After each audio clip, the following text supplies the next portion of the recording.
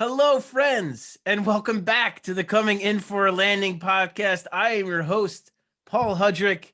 It's been a minute. It has been a minute. I had to resurrect things for the playoffs. Just to address it off the top, there is some stuff going on. Can't really share it at the moment, but I will feel more comfortable talking about it in the future, and you guys will understand totally why we had to take this little hiatus on Coming In for a Landing. But we are back for the playoffs. Sixers Wizards, it is coming up this weekend, and we are excited. And I am joined by my good friend and colleague at 97.3 ESPN.com, and that is Kevin Three Rings McCormick. Kevin, I am so glad you decided to join me, man. I'm glad to be doing this. I'm glad to be doing it with you, buddy. Absolutely, man. It's great to be back. It's great to finally be talking about some meaningful basketball after what was a very, very slow crawl to the end of the regular season. Right, and that's like the whole hiatus thing. It is not because of that. I want to make that clear. But it worked out. Very good timing to kind of take a break because there really wasn't an awful lot happening in Sixers land. Just a lot of overanalyzing, perhaps. A lot of people getting upset over things that maybe they shouldn't have been that upset over. And but now we have real basketball and real stuff to talk about. So it's very exciting. As you know, as everyone should know by now, the Sixers will be taking on the Washington Wizards, who did win their play-in game against the Pacers in pretty grand fashion, took care of Indiana rather easily. Russell Westbrook looked like the guy who he's been looked like for the last, 20 or so games. Saw some interesting comments from Scott Brooks saying that Westbrook kind of gave an emotional speech at one point telling them, hey, I'm not missing the playoffs, and basically kind of dragged them to the finish line, which was pretty cool. And I think it kind of adds to his legacy and the career he's had, and the impressiveness to which he ended the season and kind of willed them into the playoffs. So just Kevin, your initial reaction, the Wizards are the team, just kind of your initial thoughts when you see that game and them win in their matchup against the Sixers. I'm actually kind of shocked that things played out that way. I think when Indiana blew out Charlotte, I kind of had it embedded into my head that they were going to get Indiana in round one, just because I felt that first play-in game showed that Indiana was never supposed to be in the play-in game to begin with. I feel like they were a team that really underachieved in the regular season. And then the second game happened, and I was completely blown away and was reminded why Indiana was where they were in the first place. But I mean, Russell Westbrook and Bradley Beal, they're a phenomenal backcourt together, two of the best guards in the league right now, but they are no match for the Sixers team. Losing Thomas Bryant to that ACL tear early on, they have very little size to throw at a guy like Joel Embiid. Meanwhile, the Sixers have more than enough defensive personnel to hold down that backcourt. So although one thing I do like is this matchup allows the Sixers to kind of exercise one of their demons of the regular season, which is transition defense. It's been something that's bugged them all season. It's been a major weak point of this defense, and this series should allow them to really hone in on that, because if Washington's going to have any shot in a series like this, it's going to be in the open floor, getting Russell Westbrook and Bradley Beal up the court fast, getting good looks in transition. They led the league in pace. I would assume that's something they try to do in this series as well. So being able to kind of rectify one of your weaknesses of the regular season should be a nice stepping stone for them. But at the end of the day, it's a very, rather easy matchup for the Sixers in the first round, and should allow them to build some positive momentum heading into this postseason. Yeah, that's an excellent point about the transition defense. And we've heard the guys talk about, Danny Green the other day, Doc Rivers on Friday. He was asked flat out about the fact, what is kind of the biggest challenge that the Wizards present. And he said exactly what you said, the idea that Bradley Beal and Russell Westbrook, they're going to want to run. And the Sixers were one of the worst transition teams in the NBA. It is a weakness, and it's something they have to work on and they have to get better at. I will say the good news for the Sixers is that we've seen playoff basketball. We've seen that even these playoff games have really felt a little bit more like a playoff atmosphere. And in that, it's more of a half-court game, flat out. It really is. You don't get a ton of transition opportunities. And I think, Kevin, I agree with you that the transition defense is huge, but I think just as big is the Sixers on offense, because if they're scoring, the Wizards can't go on the fast break. If they're having to take the ball out of the basket, that's going to severely hurt the Wizards transition offense. So I think that's a big part of it. Now, with that said, the Wizards are not a very good defensive team. They got better as the year went on down the stretch. As you alluded to, yeah, they have like a guy like a Daniel Gafford, who I personally love, and I think is going to be a really fun player in this league for a long time. But yeah, he can't match up to the likes of Joel Embiid. They're going to have to be really aggressive with their double teams. And I'm not sure they have the personnel to do it, to really give Joel Embiid problems. And on top of that, I don't think they have the personnel that if they do double Joel Embiid, who stops Ben Simmons in that case cutting to the basket and at the rim? Who's going to slow down the shooters, whether it's Danny Green in the corner, Seth Curry on the wings? And if Rui Hachimura is the guy that's going to double, who the heck is going to guard Tobias Harris? And the idea that, I just think, the Wizards' smaller lineup, I think, is going to help them as well. They do have Rui at the 4. They're going to start Alex Len, but that's a weird situation because he doesn't seem like he plays a ton. And they rotate Lopez in and all that. But I guess in that vein, Kevin, what's kind of the matchup? You talked about Westbrook and Beal. What is kind of the matchup you're looking forward to when you're looking at the series that might give us? I tend to agree with you that I do not think the Wizards are a match for the Sixers, and I do not think this will be a long series. But what is the one matchup that you are kind of looking at that might give us some entertainment in the series? I guess the one person I don't necessarily know who they'll decide to put on him, but it's Tobias Harris. Just because, like you mentioned, if they're sending double teams at Embiid, who's going to stop Tobias Harris? Who's going to stop Ben Simmons? The Sixers really need to focus on just getting downhill, putting pressure at the rim. But back to Tobias in general, just the way he was able to be a reliable second option on a nightly basis to Joel Embiid was one of the major keys to the Sixers' success this season. So for me personally, he's one guy I'm going to watch heading into this postseason because they're going to need that moving forward. Arguably now more than ever with scoring, and possessions being at such a premium in the postseason, you're going to need to capitalize. And Tobias Harris has been one of the most effective guys this regular season.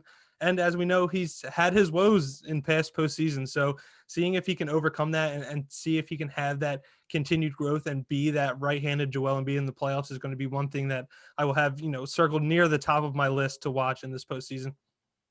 Yeah, and I actually asked Tobias about this the other day when he talked, and it's just the idea of, for him, you look at his career before he got here, he was in one playoff series and the team got swept.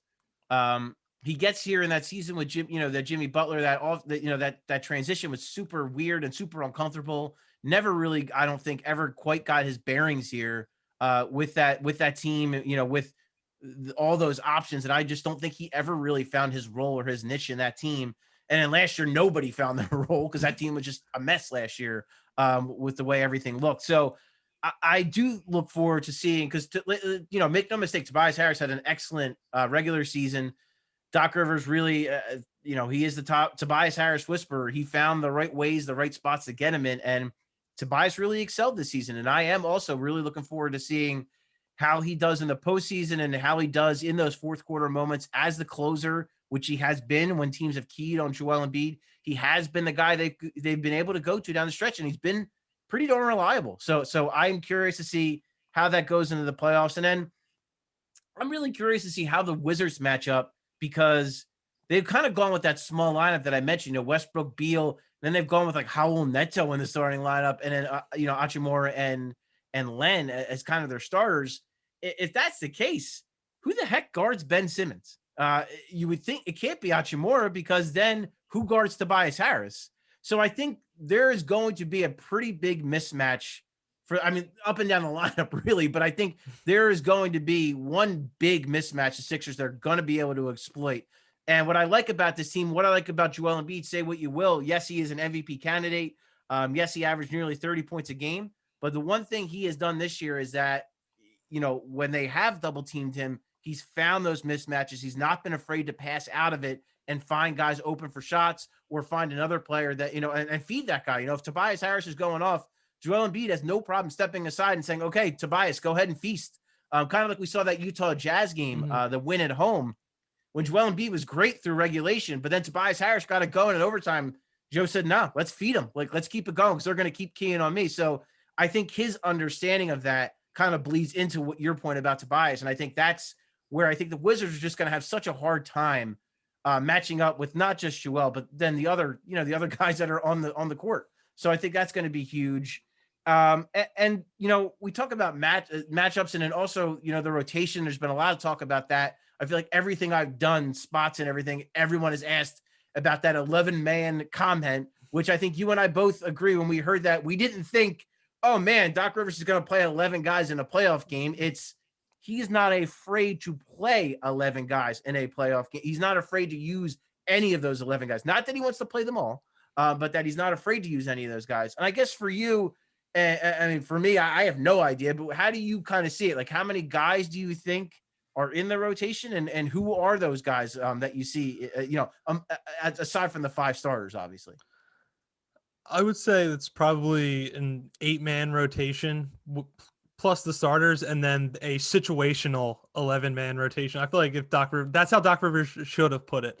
I feel like it scares a lot of people when he says stuff like that because they think of past seasons and how the benches have looked in the past, and they have flashbacks of Greg Monroe starting in a playoff game, and the nightmare fuel is riling up. But one thing about the Sixers roster is they just have so many playable guys through all season. Every iteration we've seen of this roster, there's up and down. There's been arguably 9 to 11 guys who could be in a rotation every day, and that is a benefit to the Sixers heading into the postseason because it gives a guy like Doc Rivers optionality, which, as things ebbs and flow in the postseason between matchups, is good to have. So I would say Dwight Howard and George Hill are your locks off the bench, just because you're going to need their IQ, their veteran savvy.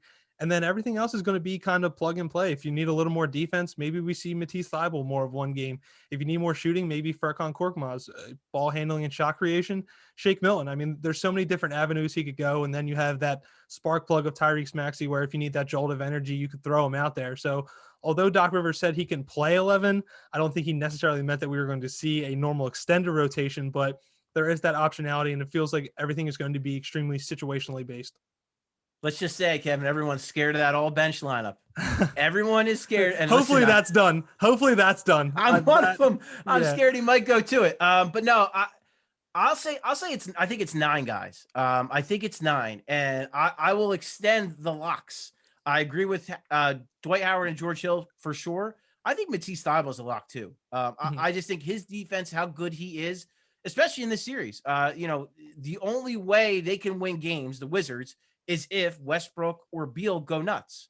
So to have a guy like Thybulle who, as shown, I mean, the last game that they played, the Wizards, and he was on, Ben Simmons did not play. He was excellent on Bradley Beal in that game. And I think that he does match up very well against Bradley Beal. So I think we see a ton of Matisse Thybulle too. I think those are the 3 locks. But I kind of think it goes 9. And I think that 9th guy for now is Shake Milton. I just think that what you talked about, that shot creation, that shot making, I think is valuable, especially, in lineups with Joel Embiid and Ben Simmons.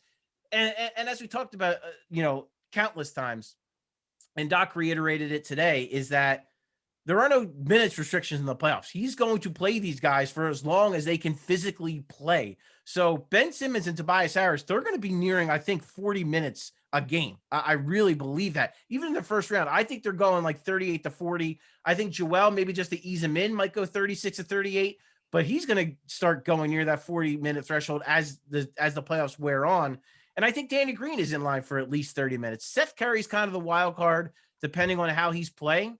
I think this series goes in his favor because they're going to be small. I think Seth Curry will have opportunities to score and have big nights, because it's probably going to be a guy like a Raul Neto or an Ish Smith guarding him, where it's not an elite or a big physical guy, or a matchup that actually favors him, I feel like. So I think he's going to have opportunities to play big minutes too. But I think Shake Milton is kind of the 9th guy. But I agree with your points as well with, Korkmaz. If a team goes zone, which is going to happen because it's just bound to happen, Korkmaz is a really good answer for that. He does very well against the zone. He's got a really quick trigger, and he's a good guy to have for that. And Maxey with that energy, we touched on the fact that the Wizards, they're going to want to run. That's how the Sixers have been beaten this year, and that's what the Wizards do. They run. They want to get out in the open. A great anecdote to that would be Tyrese Maxey to kind of combat that speed and that energy. He's a good guy to have. So I think that's kind of how I see it. I think it's 9 guys, and then those 2 guys are kind of situational, or if a player struggles, or matched up based, or however you want to look at it. So yeah, to me, that's what makes the most sense. I think we're both on the same page with the 11-man comment. And it's a good problem to have, Kevin, to have 11 guys you feel comfortable playing in the playoffs. That's a good problem to have. Absolutely. I think it's a testament to the faith that Doc Rivers has had. Even early on when he would be asked these things, he put it blatantly. He said, if you have 8 guys, you play 8 guys. So the fact that he's gone on to say that he could play 10, 11 guys potentially in the postseason speaks volumes to the faith he has, what he's seen from them working behind the scenes. And just like you said, it's a great problem to have. I'd rather have the optionality to plug and play different types of styles and players as opposed to being strictly forced to an 8-man rotation, because then it makes it easier for teams to game plan against you. So the fact that you can throw, 3-4 different looks at teams because of what you have off the bench, I think gives the Sixers, just another edge as, the playoffs become kind of a chess match with these 7-game series. Yeah, you raised a couple more excellent points, and I do think that optionality is such a big thing, especially when you consider. Say what you want about Brett Brown, the man had his flaws. There's a reason he's not here anymore. The one thing he never had, though, he did not have this kind of depth. The last 2 seasons, you like, there's just no, even the last 3 seasons, during that run where they were a couple bounces short of the Eastern Conference Finals, he could only play 7 guys. He had Mike Scott and James Ennis. Those are the only guys he could play. Now you're at a point where, yeah, you have George Hill and Dwight Howard, but you also have Shake Milton. You also have Matisse Thybulle. You have Furkan Korkmaz. And, just to kind of further your point about, him feeling like Tyrese Maxey has forced this. In a couple months ago, it seemed like Maxey had kind of hit the rookie wall, and that was kind of it for him. But to his credit, man, he got another opportunity, and he has crushed it. He has looked great, and he's improved. Some of the flaws in his game early in the season didn't show up nearly as much. He's taking care of the basketball all season long. For a 20-year-old rookie, it's been really impressive. But yeah, he has really earned this opportunity, and he has earned Doc Rivers saying, Doc Rivers wouldn't be saying, I feel comfortable playing with 11 guys if Tyrese Maxey wasn't playing so well and didn't do such a good job down the stretch. We talked to Tyrese Maxey today, and one of the things he talked about, just to kind of segue into our next part of our conversation here, is the unique opportunity he has as a rookie, as a 20-year-old, to be on a number 1 seed and to play with one guy who was an MVP finalist and another guy who was a Defensive Player of the Year finalist. Like, that's a pretty rare thing for a young guy like that to kind of get into the fold. So, Kevin, I guess just for you, I mean, I don't think either of us were surprised to see that either of those guys are finalists. I think it would have looked really bad if they weren't. Realistically, I mean, I feel like we're kind of on the same page here, but realistically, what are the chances for both, Joel Embiid to be MVP and Ben Simmons to be Defensive Player of the Year? So I really think Ben Simmons has a serious shot to win the award. I painfully think that he's not going to get it just because I think there's flaws with the award. But for starters, Joel Embiid would have been the MVP if he didn't go down. No disrespect to Nikola Jokic. I think he's going to have it, and I'm glad that the narrative changed from him winning it as almost more of a survivor award and changed to the level of play that he had, because that was my whole thing. I'm cool with you handing it to Jokic, but when the narrative's created that it was solely based on games played, then I feel like it almost tarnishes the award. So Nikola Jokic is the MVP for the games played, for what he's been able to do for Denver, even more so when they lost Jamal Murray. But back to the Defensive Player of the Year. I mean, when you think Defensive Player of the Year, you think a player who can guard all 5 positions and do it at a high level, and that is Ben Simmons. No disrespect to Rudy Gobert, who's done phenomenal for Utah as well, but when I'm looking at today's game and how perimeter-based and how focused on the outside it is, I think there really needs to be a shift in the Defensive Player of the Year award and it being more awarded to guys who can defend multiple positions on the perimeter, because that's where the game's played now. Obviously, in history, it typically went to the best rim protecting center, and it made sense because there was dominant big men, and the game was played around the rim, so it made that sense. But hopefully now, this year, starting with Ben Simmons, obviously there's been some guys in the past, Gary Payton, Kawhi Leonard, Draymond Green, who have won it, but it's a rarity. So hopefully this starts this trend of the focus of the perimeter play and the award shifting to the best perimeter player, because in today's game, that all the best players play on the outside. So the best defender award should go to the player who can defend that type of talent at the highest level. Yeah, I'll say right off the bat that I agree with, the Jokic. I think anyone who's been following along, it seems like Jokic is pretty much a lock. And you mentioned, the stint with Murray being out, and I think that's what really locked it up for him. When the Nuggets and he were still playing at a very high level when Jamal Murray went out, that to me sealed the deal. Like, this is a guy, you can't deny him at this point. The games played is a factor, but at the same time, he's having such a special season, and that really put the nail in the coffin for him to still elevate the rest of his team with, a guy who's, a border all-star player in Jamal Murray. I thought that was really impressive. And I think that sealed the deal. With Ben, yeah, I mean, I do think he has a chance, and I tend to agree with you that because Gobert is the incumbent, that's just kind of the way like that might some voters might just default like, well, he had another great year and Utah was the 1 seed, so we'll just give it to him again. But it's I think it's the idea that it's so hard to quantify perimeter defenders. And it's easy to quantify rim protectors. And that's not to take anything away. Like you said, it's not to take anything away from Gobert and the year he's had. Utah is one of the better defensive teams in the NBA, and they really don't have elite perimeter defenders. So you have to give Gobert credit that the reason they are so good defensively is that he cleans up a lot of messes. He really does. And credit to him for being the best rim protector in the NBA. He is that. But I think, when you talk about Ben Simmons and just the fact that he's not asked to do the same thing every night, he's asked to guard different kind of players every night. He's asked to do so many different things and kind of anchor that defense. Some nights he's guarding the team's best player. Sometimes that's a small, quick guard. Sometimes that's like a wing or a stretch four even that he's having to guard. So just the versatility, the variety of players he's had to guard, I think can't be discounted. And his disruptiveness, he stops plays before they even get to the rim. So, I mean, I think all of that is a factor. And I do think as the years go on, I do think there will be, as much as we're seeing a trend now with, Jokic and Embiid where, hey, centers can be really good again and they can win MVPs. I think we will see more of, hey, perimeter guys should get defensive player of the year, love too. It's not, I think the game is trending in that direction, like you said, where, it's these guys who are, freaks like Ben Simmons, who is 6'10", that can guard, pretty much 1 through 5. That needs to be taken into account for. It's not something that's easy to quantify, but if you watch it, you see how difficult it is and how impressive it is that Ben Simmons can do that. And while we're talking about awards and guys getting love for these seasonal awards, Doc Rivers not a Coach of the Year candidate. I wasn't that surprised. I thought that it's just the competition so stiff. It's nothing against Doc Rivers. It's that he's going up against Monty Williams and the job he's done in Phoenix. He's going against Tom Thibodeau, the job he's done with the Knicks, and then a guy in a similar spot in Quinn Snyder, who made a team a 1 seed that most people did not believe would be a 1 seed. So I think it's just very stiff competition for him. But I am a little bit surprised that we're maybe not hearing more love for Daryl Morey for Executive of the Year, because I feel like this, it's everything. It's all the pieces coming together, but I feel like none of this really happens for the Sixers. They're not the number 1 seed. They don't have, Joel Embiid maybe doesn't have an MVP year. If Daryl Morey doesn't make some of the moves he makes in getting off of Al Horford's contract, in flipping Josh Richardson for a player who is a better fit in Seth Curry. So do you think that maybe Daryl's not maybe getting enough love nationally for a possible Executive of the Year nod?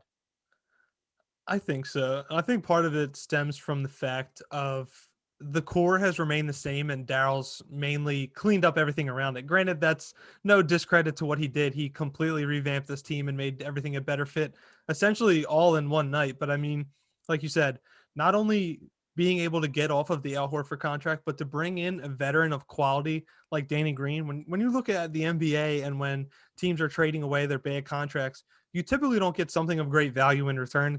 Typically, you're taking on another team's problem child or bad contract. So the fact that Daryl was able to move off of Al Horford and acquire Danny Green, who's been invaluable both on and off the floor, has been huge. And then, like you said, acquiring Seth Curry for Josh Richardson, who wasn't the best of fit and was most likely an expiring contract anyway. So those two moves alone definitely have been impactful and should put him in that conversation. But we also can't discredit what he did in the drafts as well.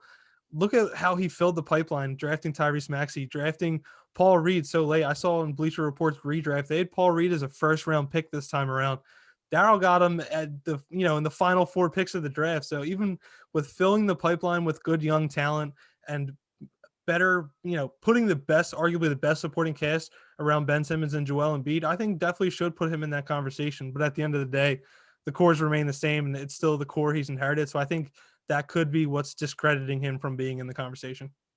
You bring up the draft, and I want to give someone else love from the Sixers organization that probably doesn't get enough love, and that's Vince Rosman, who has been the head of their scouting department for years, dating back to when he actually might even be a Hinkie holdover. He might have been in there. I could be mistaken though, so please don't quote me on that if that's the case. But this is a guy who's been leading their draft for a few years. And you look, not just this year, where they drafted 3 players who I think all have a chance to be NBA regular players. And I'm not saying Absolutely. that just to say it. Like, I really think those 3 guys, Maxi's already there. I think Isaiah Joe, he's 3 and D, and the D is a lot better than I thought it was going to be as a rookie. And then Paul Reed, as you mentioned, the guy won the G League MVP. So these are 3 guys that have a legitimate shot to be NBA players. Matisse Thybulle was obviously number 1 on their board. They had to trade up to get him, but clearly that was their guy. That was their number 1 guy on their board, and that was correct. And then even going back before that, with getting Shake Milton, the second to last pick in the draft, again required a trade up, but the scouting did that. Like, they got him through that. Landry Shamet, a late first-round pick. You know how hard it is to get late first-round picks and have them hit. And listen, he had Mikal Bridges number 1. I'll just say that. He didn't make the trade. He had Mikal Bridges number 1. That's the guy they took. So I give Vince Rosman as a guy who's kind of behind the scenes. Maybe doesn't get a lot of love, but man, their draft boards have been pretty darn good over the last couple of seasons. And I think he gets, he should get a lot of credit for that. Kevin, I want to wrap it up with the most obvious thing that we want to get to here. And that is your prediction, Sixers Wizards, how many games? 4. I think so. Whoa. I'm calling for the sweep. Calling for the Brooms in round 1. I mean, listen, we just did all that talking about how the Sixers just do not match up well with this team.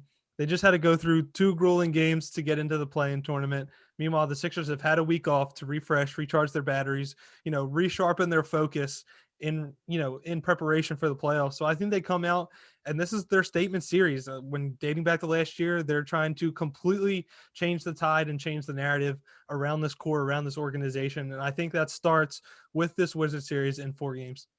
Damn. Wow. Calling a sweep. That's bold. I love it. It's bold. I'm going 5 because I do think there will be a game where one of Westbrook or Beal just kind of goes nuts. And but hear me out with that. Maybe Beal went for 61 in the regular season. I they didn't win. They didn't. That's all I'm gonna say. I think storms can be weathered. I do remember that. You're correct. They were. I will say this though, in their defense, they were not the same team at that point that they are now. Russell Westbrook was not playing at the level he's playing at now. I'll give you that. He had a very difficult first. I don't even more than half of the season. So not quite the same guy as he's been recently. With that said, I do agree with you matchup wise, but I think there is one game where one of those guys goes nuts. The Sixers fall asleep a little bit. Just have one of those games. I think that does happen. But I do think it's not. Yeah, the Sixers take care of business. They wrap this thing up in 5 games, and they close the series out at home that way. Kevin, that just gives the fans what they want, But yeah, Kevin, thank you so much for joining me, man. I really appreciate you coming on with this revival of the Coming In for a Landing podcast. I appreciate all of you guys for your patience in waiting for this. I'm very glad to be back doing it. We're gonna, make sure this is a much more reoccurring thing as the playoffs go on, have more reactions to games and series as they go on. I am your host, Paul Hudrick. Thank you guys again so much for joining us. You can check out mine and Kevin's work at 973ESPN.com. And we will talk to you guys next time as this series goes on, and hopefully for a very long playoff run. Talk to you guys next time.